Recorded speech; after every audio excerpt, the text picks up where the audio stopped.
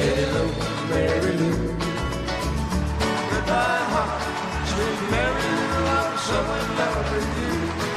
Thank you very much. I do, Mary Lou. We never part, so hello, Mary Lou.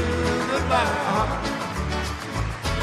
You passed me by one sunny day, flash was big brown eyes my way. Knew I wanted you forevermore. Now I'm not the one that gets around, swear my feet stuck to the ground. Though I never did need you before. I said hello, Mary Lou. Goodbye, heart, sweet Mary Lou, I'm so in love with you. I do, Mary Lou. We never part, so hello, Mary Lou. Goodbye, heart, with Joe Campbell. That's right, that's a James Burton sound.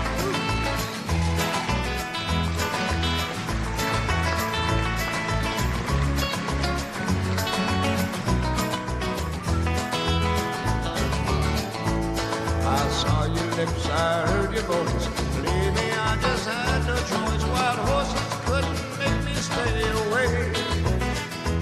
I thought about a moonlit night, my arms around you good and tight. That's all I had to see for me to say.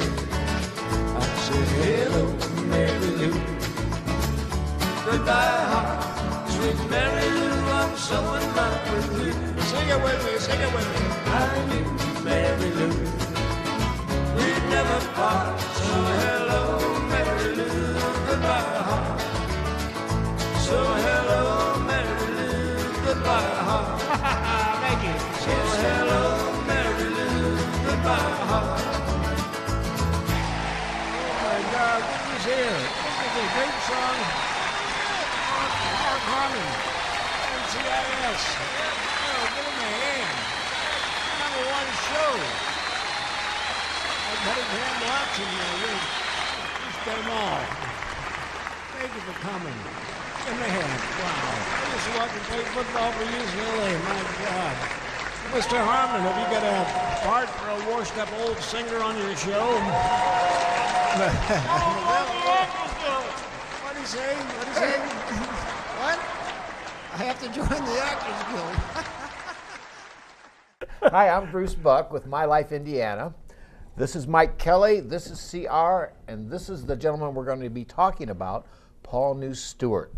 A gentleman that's played music all his life and had one heck of a life story to tell us. Take it away, Paul. Well, first of all, I want to say I'm a 50s type guy. And if you don't mind, I'm going to take this thing off. This was given to me by the, Elvis was my hero. I heard him sing in 1954. I went to a Jerry Lee Lewis birthday party in Memphis, and I met the owner of Sun Records, Sam Phillips. And I told him I wanted to thank him for those guys he had on that label because it changed my entire life as a kid. And he said, that's the nicest thing was ever said to me. And I said, I don't know if I believed it. At the end of Jerry's show, he did 4 hours that night. Sam came up and gave me this shirt and this jacket. Sun Records. That alone is a historical moment in music history. And that's where it started. And the last time I didn't mention my kids. I have 4 great kids. Sean, Brandon, Shane, and Kim. My daughter is the apple of my eye. She has done so much for her dad over the years. And she lives in Chicago. They all live in Chicago. My son, Sean, I can remember, he's a computer whiz. We had no idea he was going to be that good, but he did it on his own. And my son, Brandon, I remember taking him in the backyard and throwing baseballs at him when he was 2 years old. And I kept telling him, hit like this, and he would turn it around. No, like that. He was a lefty. And you didn't know it. No, he didn't know it. So I named him Brandon Roberto because Clemente is the guy that I wrote the song about. That's in the Baseball Hall of Fame. And my preemie's son, his name was Shane Elvis. I named him after my boy, and he was a preemie in Wisconsin. And thank God we were into this great hospital. I could put him in my hand. He's now 6'5". Wow. And he played baseball like I wanted Brandon to play. He played baseball at Charleston University. My son, Brandon, played football in Worcester, Massachusetts. I was born in Boston, for Holy Cross. We're all Jesuit schools. And that's why I wanted to mention my kids. And my ex-wife, Donna, I got 4 of them. 2 of my kids apiece were great mothers. And when you travel as a musician, like Neil Diamond said to me, it's hard to, when you're traveling all over the world, to keep things at home kosher, I guess you could say. And Brandon became a football coach at St. Viator in Des Plaines, Illinois. Very successful at that. And my ex-wife, Donna, wound up working for Hugh Hefner's daughter, who took over Playboy when Hugh retired. And she worked for his daughter till she sold the company 14 years. I found that kind of interesting, you know. Hugh Hefner was known for one thing. We all know what that was, but I'll tell you what, underneath it all, he was against racism. He was against people knocking the gay people. He was against many good things, and it seems like he doesn't get credit for that. And because of that, I wrote a song called In Chicago, and I mentioned the Playboy Club, and I mentioned the Chicago Cubbies, and Tom Jones almost sang that song, but he changed labels, so he never did do it. It's called In Chicago. It'll be on this video. In Chicago, I used to work at a place called the Navarone Supper Club. My manager was a Greek, Sam Maglaris. And when I worked there, he says, "Paul, you'll never have any problems in Chicago." And at that time, our heroes were, we used to play in Tahoe, and across the street was Harry's. That was Harvey's Wagon Wheel. Louis Primus, Ambatera, and the wife, Keely Smith, was the best band I think I ever heard. We used to go see him every night. We'd have drinks with him after the show, and we played all their stuff, because I have a great sax player, like Sam Batera was. And so it happens at the Navarone, all of a sudden, all the guys in the guys who would come in every Friday and Saturday night, Tony Accardo, Sam Giacono, you name it. And the reason being, I thought I was turning Italian with all this at Louis Prima, you know. But they would come every Friday and Saturday night, and we did the Louis Prima stuff, and they loved it. And I can remember taking a break and going outside and see the Elk Grove Police Department going, looking at driver's license, whose is this? But that was kind of an interesting thing to happen to a young guy. And I could go on, but I want to introduce a fellow that I work with. This is CR, Charles Wren. Well, go ahead. Well, thank you, Paul. Just for the record, I have a few quib notes. Paul and I essentially got together in May of 2017 to do a show over at the Venice. But prior to that, some 22 years ago, I went upon my own way and cut an album. I was very much into music and enjoyed singing with the karaoke crowds. Well, crooners over at Pierre's was the stop. I went in there. There was a fellow behind the piano, and here he is today. He allowed me to open the vocal cords, and he, just gave me a nod. But I kept an eye on him because I wanted to follow up with music and work with someone. 22 years it took me to corner him. But no, as far as this thing goes, last May, it was a Wednesday night, I stopped in and Paul handed me the mic and I sang. Then I went back a couple weeks in a row and he handed me again and he approached me and said, you want to do some shows together? And I'm very thankful for that. Essentially, Paul's talents go far beyond gracing the keyboard with his fingers, which in itself is more than enough to entertain. At times I find myself mesmerized just when I watch him. The man is so talented. In the vernacular of music, his ear is fine-tuned. Yeah. He corrects you all the time, doesn't he? Yes, he does. Yes, he does. You missed that lyrics. Yeah. It's not correcting, it's trying to help. Yeah, okay. It's impossible. Yeah. It is. It's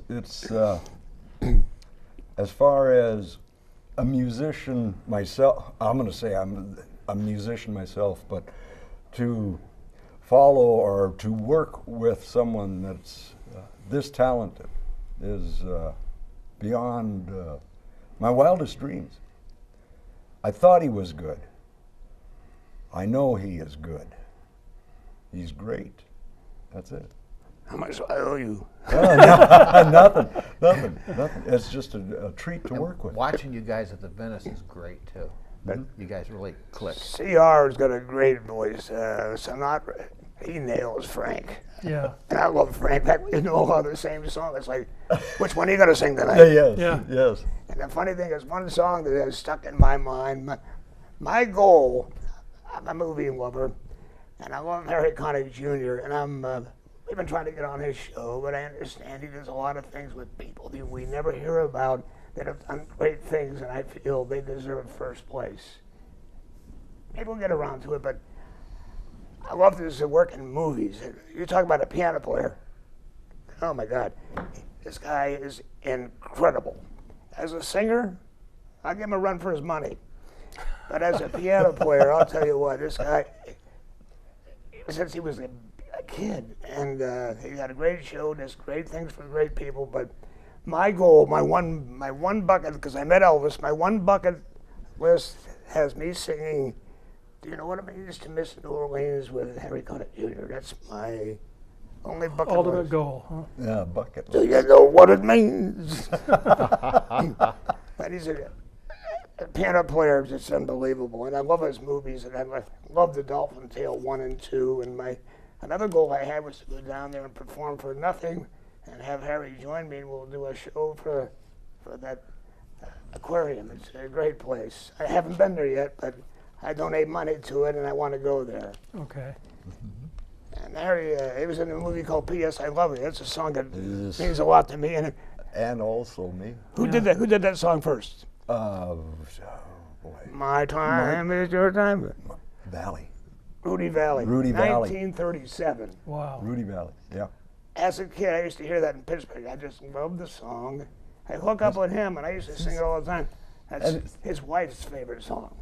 I sang it to her. That helped win her over. That's one of those things. So I don't sing it anymore. You got enough wives. I've had a crazy life, and I wanted to mention my children because they mean a lot to me. And even though I wasn't around when they grew up playing football and baseball, I always kept in touch. But my ex-wives did a wonderful job on raising, one raised two, the other one raised the other two, and I couldn't ask for better children, and I thank them because I'm on the road. And I didn't want to forget to mention my kids. Then comes my dad. God forbid. Dad, with his job managing hotels, the ambassador, which is probably the finest hotel ever back in the day. That's where Bobby Kennedy was shot. My dad married my mother died when we moved out there in '53. and he married another gal in the same room where Bobby gave his last Speech. He went back and I used to be what they call a gopher between. We didn't have all their cell phones and stuff, so when there was something coming, that was a big hotel. When there was big things coming in, Dad would give me stuff from the manager's office, and I would take it to the front desk. How many people were coming? I'd go to the kitchen, and I walked down that kitchen back alley so many times where he was shot, and I saw the movie Bobby. Was taken to that hotel, and I knew Harry Belafonte back then too. That's when I met him. It just brought so many memories of my dad. After my mom died, the first gal that he dated was a girl named Estelita. You probably wonder, who's Estelita? She was not Mexican, she was Cuban. I didn't know that. Every Roy Rogers movies you ever see, there's always this little Latino girl about this big in the movie singing with the Sons of the Pioneers, and it was just well, Dad almost married her, and I used to babysit for her daughter, Tina. She had been married to a very famous old-time actor that John Wayne loved, Grant Withers, who also married Loretta Young. Not the country girl. And one day I'm at the Dad's office and walks John Wayne, Ward Bond, George Sanders, and one other guy, I can't remember who it was. And we go to the variety club and they ask Dad, "Are you serious about marrying her?" And Dad said, "Well, she's been divorced and we're Catholic," and he didn't do it.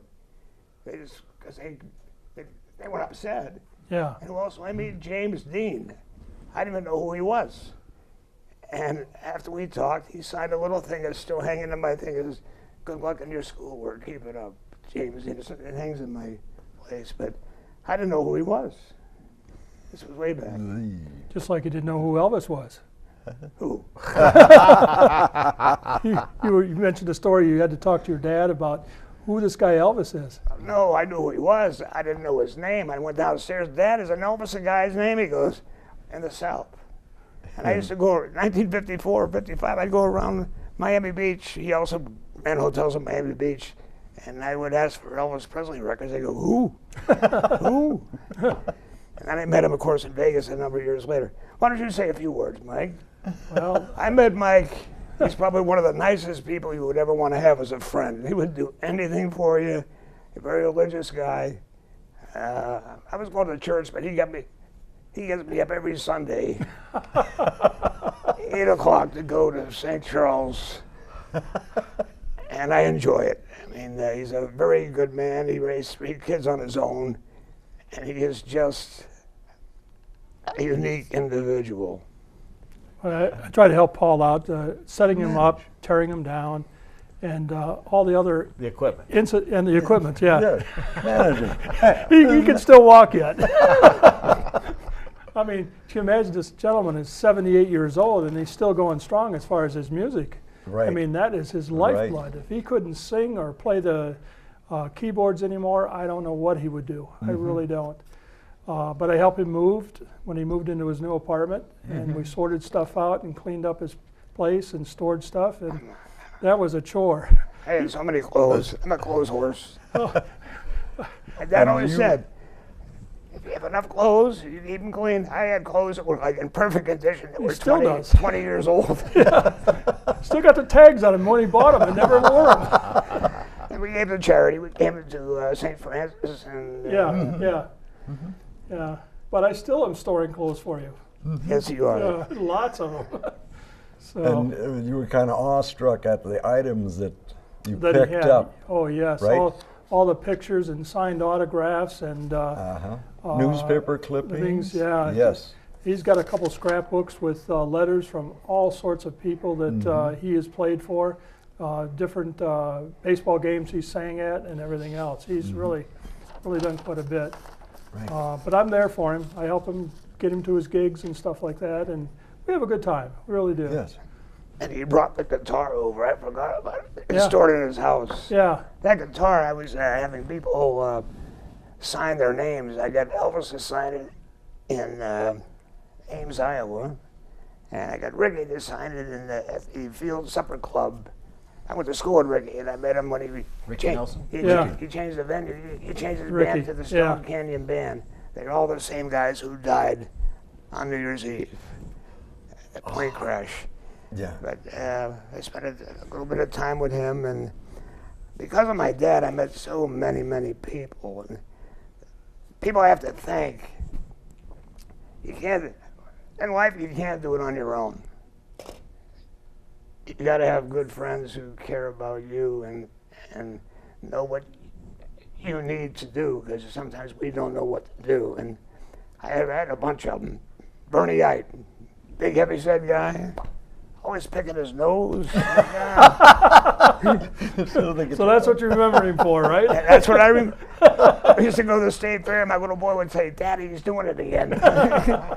But Bernie, he could sell the town of Fort Wayne to Syracuse. I mean, he just had that knack for selling, and he made me more money than I could ever believe. And another guy was Stan Zucker, who handled the first risque girl comedian, Rusty Warren, who happened to play at the Old Sands here in town. My very first job on the road was at the Van Orman here in town in 1961, and come June 4th, it'll be my 60th year playing music. Oh my gosh. Take that, Paul McCartney. Tell them all the instruments you've mastered over the years, Paul. I was a poor man's Wayne Newton. I played flugelhorn, trumpet.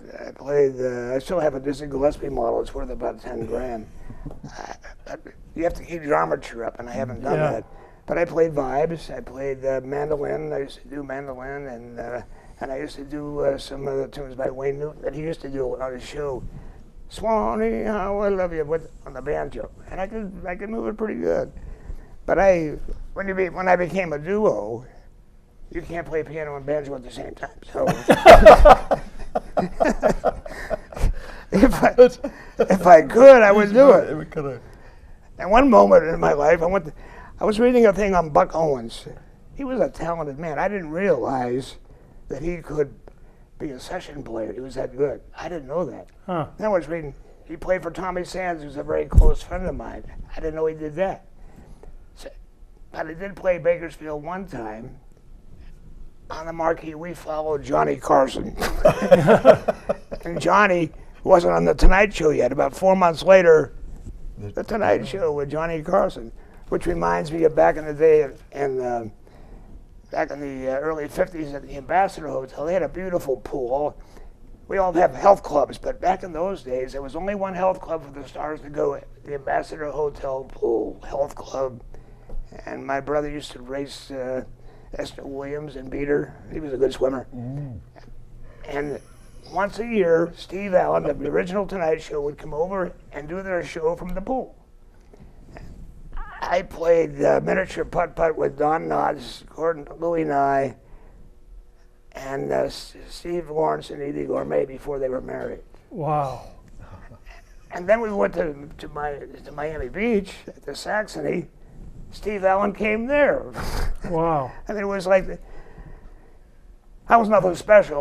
My dad just put me in a position to see everything. I remember he used to manage the Mapes Hotel in Reno, which is now gone.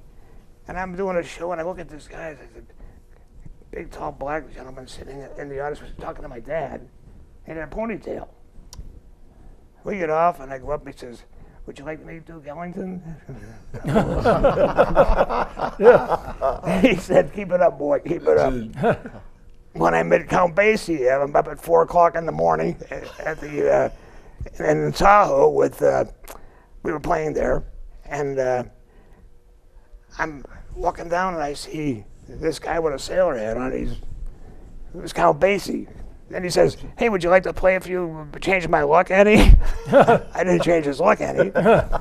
About 10 years later, I hit a golf ball through his window in the Bahamas. That's true. That changed his luck. I mean, how many kids can with that, we did that, but on my own, I ran into so many people too. I mean, for example, Ricky Nelson, I went out of school with him. I mentioned that before, but I was invited by Skip Young. If you remember Ozzie and Harriet, the big heavy-set guy who was always raiding the refrigerator. Yeah. Get out of our refrigerator. And his name was Skip Young. And he came in one night, and I see this guy at the bar. I know who that guy is. I'm thinking, who is he? I went over, who are you? You should know me. I'm on TV. I said, really? Yeah, I'm on the Ozzie and Harriet show. They called him Lumpy or something on there, right? I forget what that name is. Yeah. Anyway, he says, you mind if I get up and do 10 minutes of comedy? This is in Palos Verdes, California. And go ahead. He gets up, he was funny. And his last remark I'll never forget. He said, I would have been nothing if I hadn't seen Ozzie walk out of that motel room.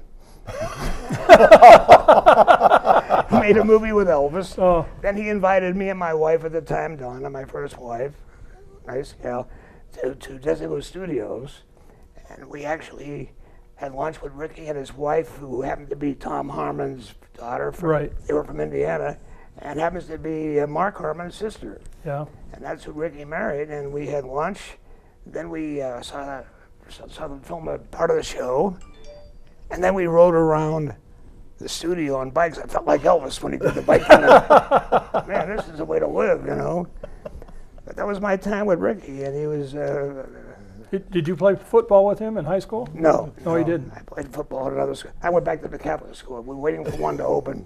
Because you went to Hollywood High for a while, right? Yeah, about 9 months. And is that where you got your nose broke? yeah. Yeah. Okay, one of the Heisman winners played at Notre Dame. He played at this high school. Uh-huh. Now, I'll never forget this. But modern day, it's in Santa Ana, California. They're still one of the strongest Catholic teams out there. And somebody got hurt, so my coach puts me in as a linebacker. I'm going, what? Whoa. This guy came over through the center, and we didn't have the big, we had just the bar. Across your helmet. Boom! I broke my nose. I looked up, my nose was over here. He went on to play at Notre Dame. I'm trying to think of it. John Hewitt. Okay, okay. There's an All-American. He played for Notre Dame. And another time, with Notre Dame. To know him up close. Well, I love Notre Dame because my late brother, he made me learn the Notre Dame fight song in Pittsburgh when I was 5 years old. That's the first song I ever sang before I knew I was going to sing, was the Notre Dame fight song because of Joe. And I had a big thrill when I have a lot of good friends who were football coaches. I used to buy them dinner when they were assistant coaches, and they became millionaires. Johnny Majors, he invited me to Pittsburgh. I met Tony Dorsett. He was playing for, and they won the title that year. Another time I go back there, Jackie Sherrill, I knew from, they all coached at Ames at Iowa State. Mm-hmm. One staff had Earl Bruce, Johnny Majors, Johnny Johnson. I mean, it was a staff that was incredible. And I kept in touch with those guys. And so then I go back and I see Jackie, and I meet Dan Marino. He was playing for the Pitt Panthers at that time. Then I get a call, I'm in Chicago, from Johnny Majors. How would you like to come to Notre Dame and be on the sidelines with the team? If my brother had been with me, he would have knocked me aside and taken over. But so I went there, and I'll tell you what, when you walk in that stadium, being Catholic and Irish, and you look up there, it's like, ooh, boy. And Dorsett was playing for him, and we won that year. But it was just, how many people get to be on the sidelines with the opposing team?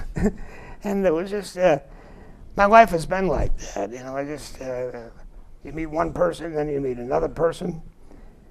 And then when I came to Fort Wayne, of course, I met another guy who helped me with my career, was Stan Liddell, from the owner of Pierre's. He gave me all the freedom in the world to do what I wanted to do at Crooners. That's where I met you. Right.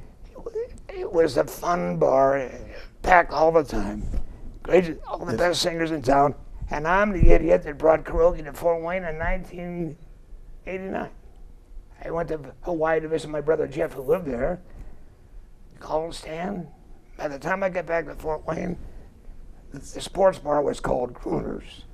And when I walked in, he says, Paul, it's your bar, you do anything you want to do. And we had more fun in that place. All because of Dad. I mean, getting into music. And You got any questions? You used to be there very silent. I'm just in awe. Yeah. I'm not to be in awe about it. It's just I was in the right place at the right time. And then another time, Dad was a good friend of Tony Martin. He was married to Sid Charisse, a great dancer.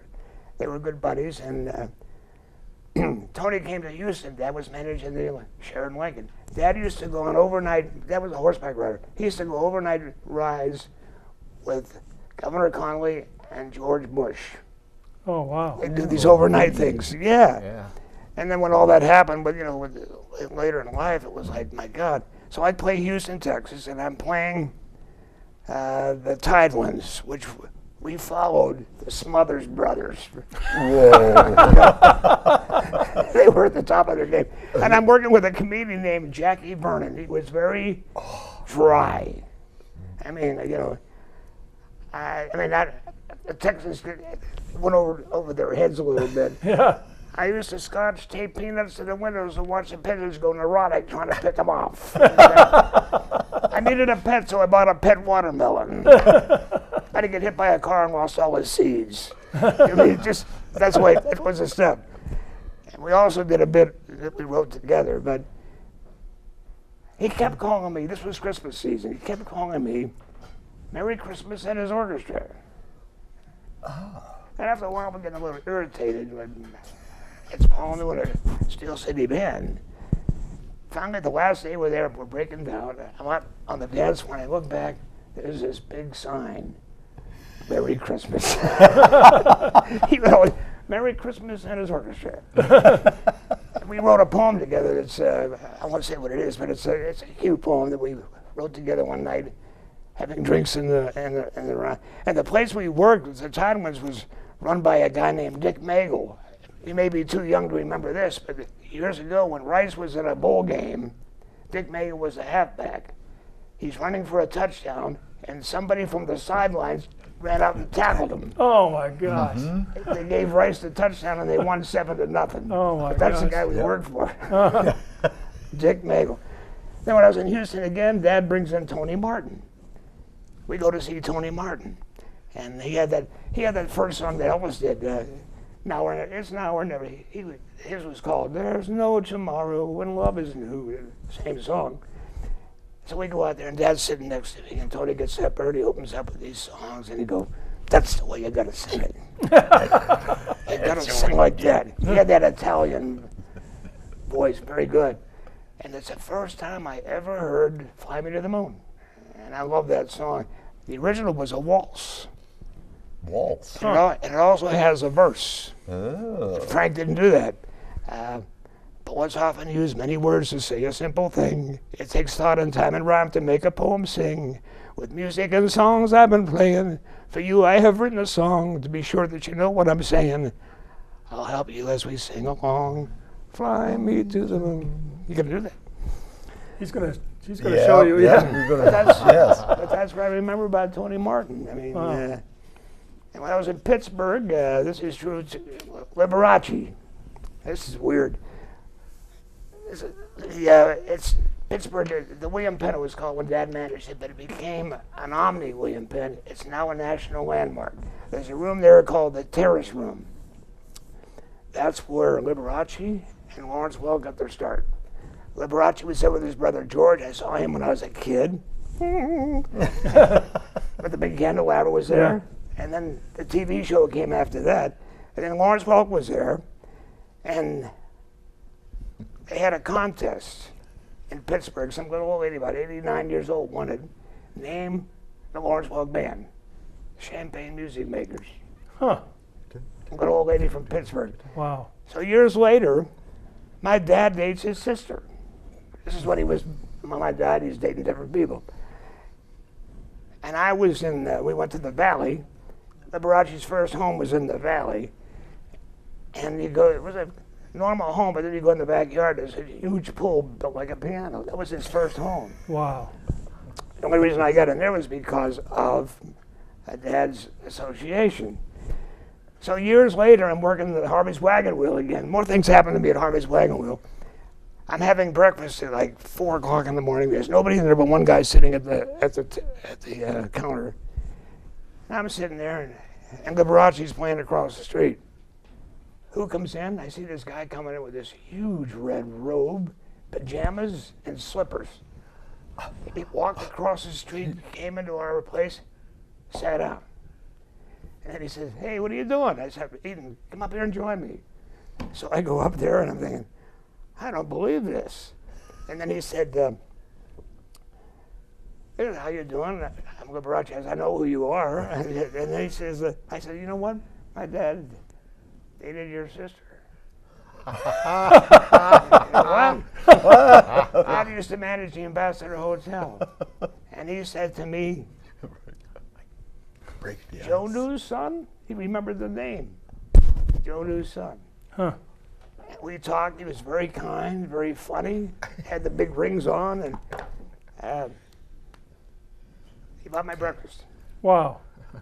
I want you to talk about when you were in Dallas and you had dinner with Raquel Ruby. Welch. And Raquel Welch, yeah. Well, I met him because he liked the band. He used to come in there all the time, and Jack Ruby, right? Yeah. And we didn't know nothing about him. He invited me and my wife, and my sax player Bobby Paulahan, and his wife Lois, to go have dinner at his place. We go, the Adolphus Hotel, which is famous at Dallas, is standing here, across the street, long staircase to a strip club. I said, "I'm bringing my wife in there for dinner." So we didn't do that, but he used to come in all the time. I went to his sister's place to have, we had lunch, played pool, and we watched a jazz band. And well, you know what happened? I already said that on the first time around, that I wrote to him in jail. After he shot Oswald. And the FBI called me up, and when I was in Washington, D.C., wanted to talk to me, and I already mentioned that before, but it turned out all right. I mean, who would know? Yeah. He seemed like a normal guy to me, you know. And one thing maybe I shouldn't say this, but I'm going to tell you anyway. It's bugged me my entire life. In 1963, in that hotel was called the Cabana. It was owned by Doris Day, Marty Melcher, and Jay Sarno. They wanted to handle me when I was 23. I called my dad, and Dad says, "You got a great manager with Stan Zucker. I wouldn't make any waves." But I did have lunch with her at her home in Beverly Hills, because they had 3 places, one in Atlanta, one in Dallas, and one in Palo Alto. I did play the one in Palo Alto, but I turned them down. But when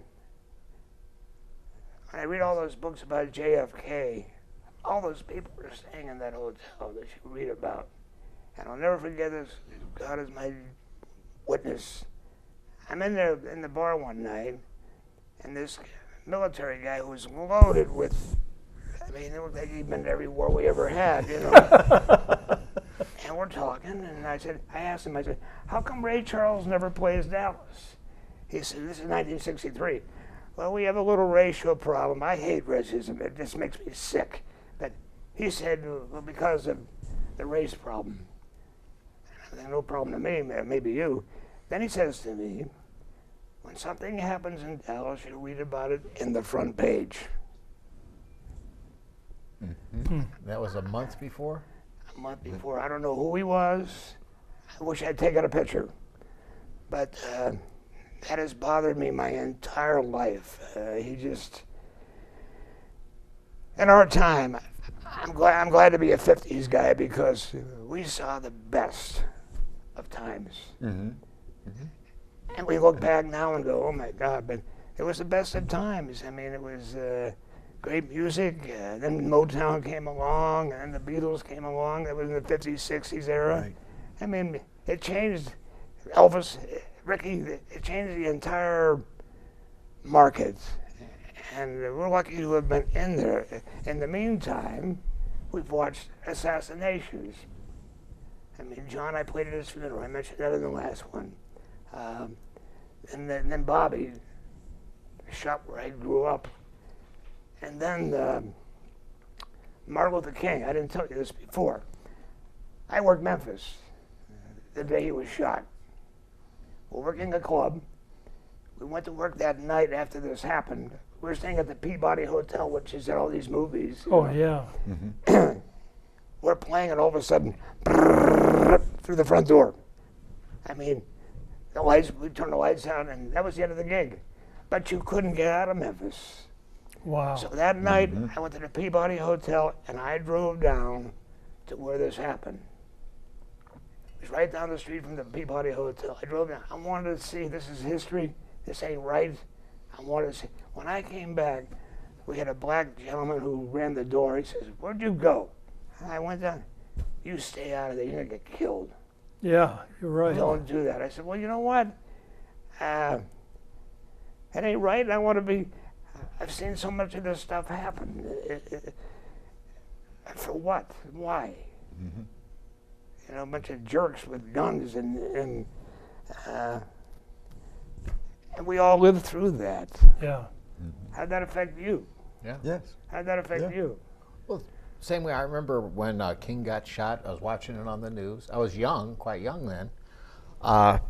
Just like Kennedy, when Kennedy got shot. I mean, I think the thing that got to me was how the country as a whole reacted to everything that happened. I mean, it was quite a while back. Pretty then. devastating. Yeah, You're right. it was devastating. How about you? Who were you? I was in high school when Kennedy got shot, and breaking news, and they brought in the TV, and Everybody was crying and everything. Yeah. I was in Fargo, North Dakota, working a American Legion. No, I was working a VFW club, and that shut down. And that's what happened. We were out of work because nobody was open. And we drove to Michigan, Bay City, Michigan. Later I found out that's where Madonna was from. This was way before her. And from there we were booked in Washington, D.C. at the Congress Inn on 14th and New York Avenue, a block and a half from the White House. And that's how all that other stuff that I mentioned the first time around happened. Wow. Why does that happen? I mean, why am I going from here to there? And I'll never forget this. We're driving to Bay City, and we followed each other. Bobby pulls over. I'm going, "What are you doing, man?" I'll get out. "What are you doing?" "Didn't you hear the news?" I said, "What?" "Jack Ruby just shot Oswald." I said, "What?" That's where I heard it, on the turnpike or on the expressway. And that's the worst time America ever had. I hope it never happens again. I really do. And like I say, racism has got to stop. You gotta give. My brother used to tell me all the time, you don't judge people by their color of their skin, but by their character. And some people just don't get it. Yeah. And as long as the way I live, that's the way I'm going to present myself, because that's the way I was taught. And all the years I've traveled, makes you feel good when somebody follows you, and it happens to be two people. One is Jeff Brantz. He works in Branson now. He's a great impersonator, phenomenal. And I first met him in Des Moines. We had a Elvis contest. He was 15 and he won it. And we've been friends ever since. He went on to work with Wayne Newton, and here I am. Another guy's name is Vito Zotto. I do all the Italians in Chicago with playing Louis Prima stuff. And all the mafia movies, all you hear is Louis Prima. Anyway, this guy, Vito Zotto, he told his dad when he was 7 years old, "I want to grow up and be like Paul." Right now, he's making tons of money in Chicago. He plays for Mike Ditka. He gets on WGN News and does impressions with the cast. I mean, but there's two people that I somehow influence, and that makes me feel good that you influence somebody. And to get back to another guy I work with, Kenny Bird, one of the best ventriloquists you ever saw. Kenny Bird and Friends. He's unbelievable. He lives in Buffalo. He worked with Sammy Davis Jr., Ben Vereen. He was going to make it big, but he went home to raise 3 kids at the prime of his career. He was on Merv Griffin. He was on Dinah Shore. And we remained friends. We worked together in Minneapolis. And when Prince would go to the State Fair, he went to see me and Kenny. And I told Kenny, why didn't we go to Chanhassen and knock on his door? You knew who we were. I said, he would have loved your impersonations. I mean, my kids loved it. We'd go like this, he'd say something, open it up, and you swear to God that voice is coming out of that cup. And he's right there. Kenny Bird, God bless him. Last thing about race. How can we be racist when we see the likes of Morgan Freeman, Denzel Washington, Samuel Jackson, Forrest Whitaker, Sidney Poitier, Harry Belafonte, Danny Glover, Jamie Foxx, Chris Rock? I mean, how can you have a bit of racist feelings when you see these wonderful actors who are tremendous? LL Cool J on a famous TV show. How can you root for them, go to football games and root for most of the black athletes who are tremendous, and then turn around and be racist? Get that touchdown, and be a racist? I don't get it, and I hope it ends. Lastly, let's talk about where we work. The Venice, Judy and Pat Finley. Wow, nicest people I ever worked with, and I also want to mention this beautiful library. We thank you for your time, and you got to give credit to the mayor. Mayor Henry's done a great job here. He did things when people were going, that ain't going to work. Well, that park field is something else. Yeah, it is. They played single A ball. It's good enough for triple A ball. And what I like about the Henrys, there's so many of them. And they stop in at the well, he was the mayor of here, but my great-grandfather, James Michael Curley, was the mayor of Boston four times, elected when he was in jail once. He was a senator, and the last time he ran, he was beaten by one of my favorite guys, John F. Kennedy. And our family's like the Henrys. My mother had 13 kids in her family, so we related that way. But it's a beautiful place. Fort Wayne has grown. I've been here. I was here in 1961, and you hear it now in what year are we? 2008. 18. It's amazing what this town has done. It's been so good to me, and you. Yes. And you and you. Yeah. Would you like to say something else as we close? Well, let's see your albums. Tell us about this one, Paul. My very first album was on a national label. I was too young to know what to do. It's a fair album. Jubilee Records, the only reason I got this thing was because Stan Zucker handled Rusty Warren, and she had sold 18 million albums, and I won't tell you the name of the title. I know which one you're talking. She's a risque comedian, only because of her, not because of me. And I did some original songs on here. I wrote a song about Pittsburgh, which you haven't heard yet. I wrote that years ago, and that was the first band right there. Paul New and the Crew, What's New? And that's the name we used when we first worked Fort Wayne in 1961, June 4th, and it'll be 60 years come June 4th. So my first album, everybody wants to be on a major label. I was on a major label. But I was too young to know who I was, what I sounded like. And the best part of this, the last song on here is a song by the Beatles, I Want to Hold Your Hand. We did the best Beatles thing. Our drummer looked just like Ringo Starr. We'd all put on the wigs, and we would do that song, I Want to Hold. And I had been to the Beatles concert in 1964, at the Hollywood Bowl, only because I knew Herb Alpert, Jerry Moss, A&M people, and a guy named Chris Montez, who had the #1 song written, and the Beatles opened for him. When they went to the Hollywood Bowl, we got tickets, and I saw the Beatles there. And lo and behold, the night that we did the last cut of this thing, I Want to Hold Your Hand, I hear it on the radio, you can hear it. The screaming goes on. Ringo Starr came in with him. Oh. And I went, oh my God, it's Ringo Starr. And we just said hello, and then he was gone. But he did come out. That's a memory you just won't forget. Yeah. What else we got here? Well, being a good friend of Paul's, I've been trying to collect these off the internet and buy these records. But some of them get a little expensive because they're collector's items now. I mean, they go up to $150 to $250 a piece. I can't believe that. And he's produced 5 record albums in his lifetime. So, plus he's produced an 8-track tape and a couple 45s over that time. Yeah. So this is one of them that was done after he changed the name to his band, Paul New and the Steel City Band. Catch this. I got permission from the owner of the Steelers, the original owner, to use her thing. In my hand is a ball. If you follow football, he played for the Minnesota Vikings. He's from Minnesota. Hey. His name was Krause, huh? Paul Krause. No, not Paul Krause. No. God, I can't remember his name. Anyway, he was in the hospital because he had a motorcycle accident. Almost died. He was finished playing. Carl Koselski. Went into the hospital room and he had the hiccups, and I said, "What's the problem?" I've been hiccuping for about 3 weeks.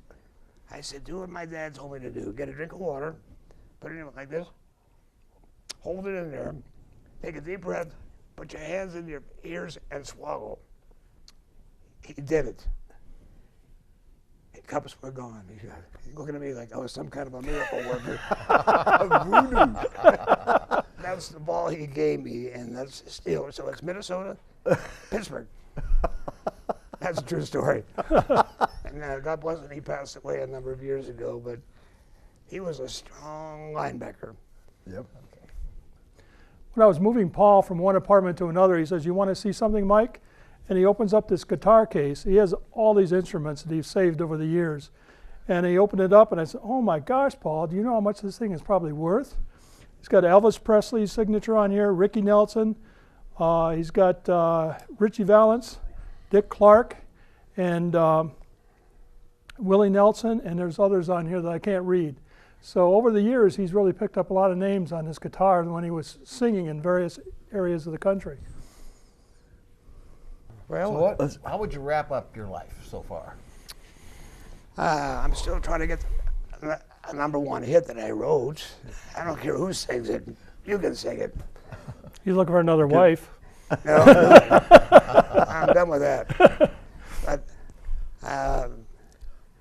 I've been blessed in a lot of ways. I never got that number 1, but I made a lot of money, and I met a lot of people. Most of them are probably up there now, but I don't know how many people I played for, but it's been a number.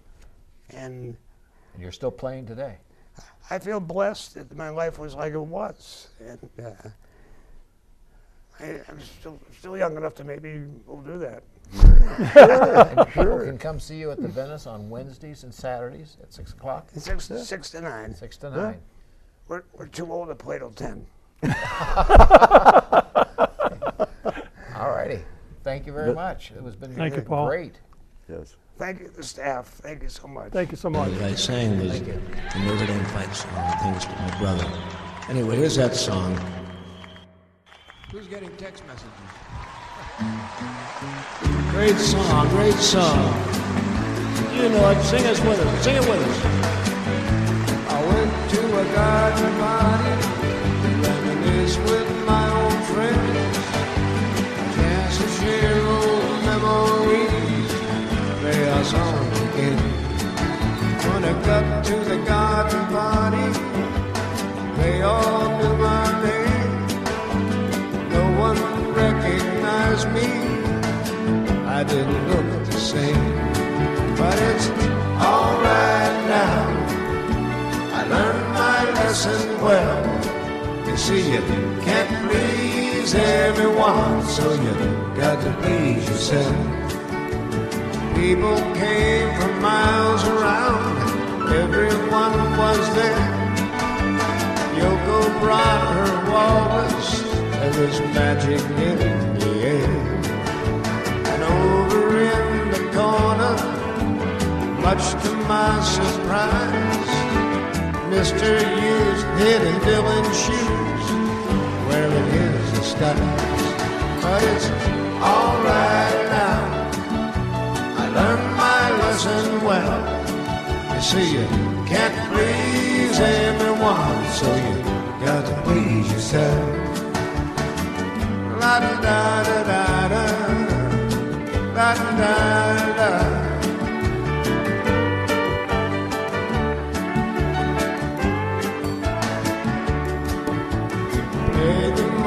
the old songs. I thought that's why they came. No one heard the music. We didn't look the same. I said hello to Mary Lou.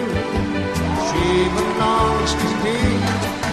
When I sang a song about a honky tonk, it was time to leave. But it's all right now. I learned my lesson well. You see, you can't please everyone, so you gotta please yourself. La da da da da da da, la da da da.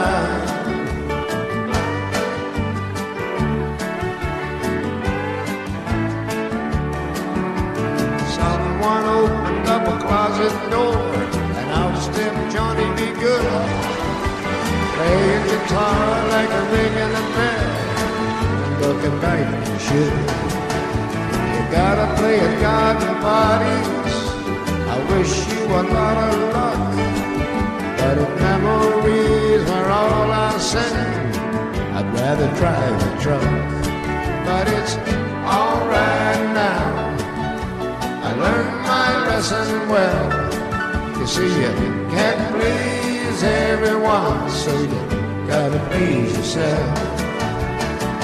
Da da da da da da, da da da da. You see, you can't please everyone, but it's all right now. I learned my lesson well. You see, you can't please everyone, so you got to please yourself.